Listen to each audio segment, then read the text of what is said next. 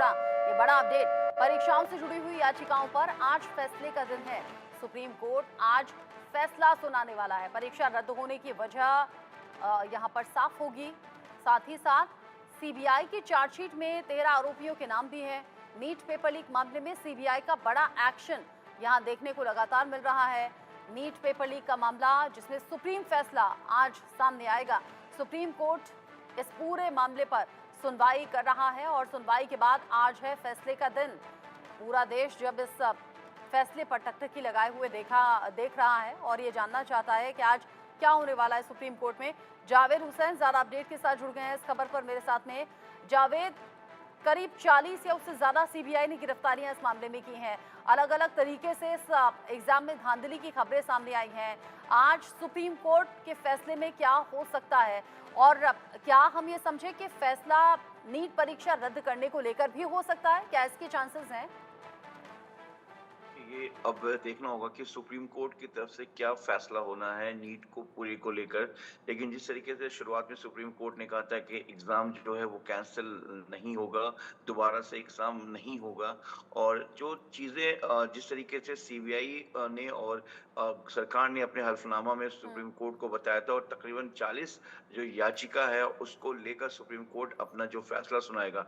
लेकिन वही दूसरी तरफ जो है, आपको बता दें कि गुरुवार के दिन सीबीआई ने अपनी जो है पहली चार्जशीट कोर्ट में सबमिट की, जिसमें उन्होंने 13 आरोपियों का नाम उसमें शामिल किया और बताया है कि अब तक उन्होंने टेक्निकल सर्विलांस और टेक्निकल इन्वेस्टिगेशन को और टेक्नोलॉजी के साथ उन्होंने तमाम सीसीटीवी फुटेज और टावर एनालिसिस के बेस पर उन्होंने तमाम सबूतों पे उन्होंने इस इन्वेस्टिगेशन को आगे बढ़ाया है। इसमें मनीष प्रकाश आशुतोष, जो कि सबसे पहली गिरफ्तारी हुई थी नीट पेपर मामले में सीबीआई की तरफ से, उसके साथ सिकंदर यतवेंद्रू, आशुतोष सेकंड, इस तरीके से एक लंबा नाम है। 13 लोगों को इसमें चार्जशीट में शामिल किया गया है। हालांकि इसमें रॉकी, चिंटू और अमन ओसिस स्कूल के प्रिंसिपल, इनका नाम अभी शामिल नहीं है इस पहली चार्जशीट में।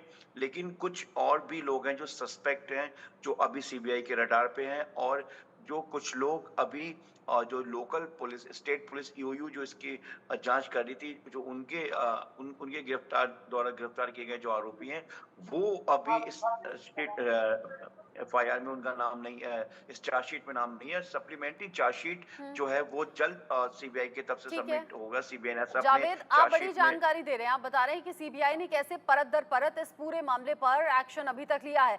साथ ही साथ नीट यूजी पेपर लीक मामले में एक्शन में सीबीआई जहां नजर आ रही है, नीट पेपर लीक मामले में चार्जशीट भी दाखिल की गई है और चार्जशीट में 13 लोगों को आरोपी बनाया गया है, जिसका जिक्र अभी जावेद हुसैन ने किया।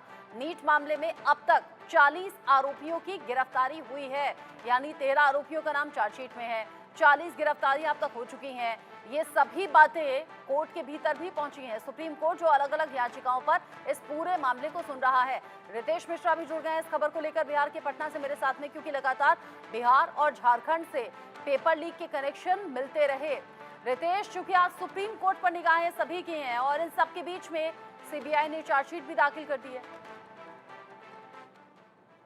सुप्रीम कोर्ट के फैसले पर सभी लोगों की निगाहें हैं और इस बीच सीबीआई ने पहली चार्जशीट है उसने दाखिल कर दिया है। और जिन लोगों को ईओयू ने पहले पकड़ा था, चाहे वो सिकंदर यादवेंद्र, सबसे पहली गिरफ्तारी नीट पेपर लीक मामले में सिकंदर यादवेंद्र की, उसके बाद देखिए अमित आनंद, उसका भी नाम इसमें शामिल है। आयुष राज, जो छात्र बीएससीबी में एग्जाम दे रहा था, उसकी चार्जशीट में उसका नाम है। इसके बाद आशुतोष का नाम है। यानी ईओयू ने जो सबसे पहले कार्रवाई की थी, उन तमाम लोगों के नाम जो है वो शामिल है चार्जशीट में।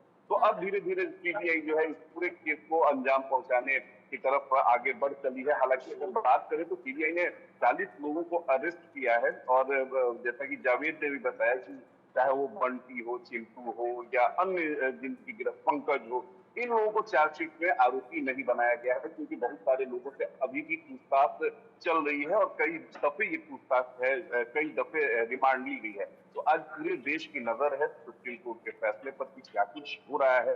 क्योंकि देखिए, जहां एनटीए पहले ये अड़ा हुआ था कि नहीं पेपर लीक नहीं हुआ है, आप देखिए कि किस तरीके से सीबीआई को ये जांच सौंपी गई, और जब सीबीआई को जांच सौंपी गई तो किस तरीके से परत दर परत कड़ियां जुड़ गई और कितना बड़ा खुलासा हुआ है। लेकिन सबसे बड़ा सवाल एक और है कि चलिए सीबीआई बहुत तेजी से इन्वेस्टिगेशन को आगे बढ़ा रही है, पहली चार्जशीट उसने सौंप दी है, कई लोगों को गिरफ्तार किया है, देश के अलग अलग राज्यों शहरों में उसने छापेमारी की है। लेकिन सवाल ये है कि देश की सबसे तेज तर्रार जो संस्था है, आखिर एक महीने से ज्यादा हो गए सीबीआई को इस केस को हैंड ओवर लिए हुए, और अभी तक जो मुख्य सरगना है, यानी जो मास्टरमाइंड है, सल्वर गैंग है, संजीव मुखिया, उस तक दबिश क्यों नहीं पहुंच पा रही है तमाम लोकेशन होने के बावजूद, तमाम उसकी जानकारी होने के बावजूद? तो ये भी एक बड़ा सवाल है जी। संजीव मुखिया की गिरफ्तारी हुई नहीं, लेकिन 40 गिरफ्तारियां हो गई, चार्जशीट दाखिल